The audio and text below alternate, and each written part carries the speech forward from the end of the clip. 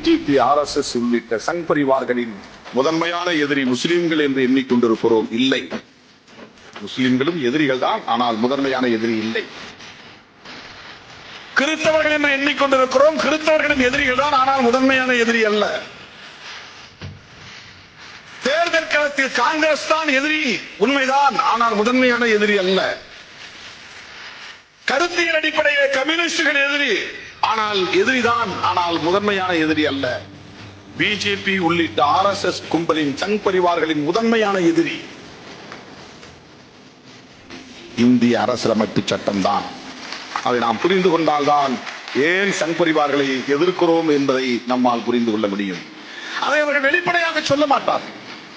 ஏன்னா அம்பேத்கர் வந்துடுறார். வேற யாராவது எழுதியிருந்தா கூட, ஒரு கிறிஸ்டின் எழுதியிருந்தா அது கிறிஸ்டின் எழுதிய சட்டம் சொல்லியிருப்பான், ஒரு முஸ்லீம் எழுதியிருந்தா அது முஸ்லீம் எழுதிய சட்டம் சொல்லியிருப்பான். ஒரு நல் வாய்ப்பாக கிறிஸ்தவர் அல்லாத, முஸ்லீம் அல்லாத ஒரு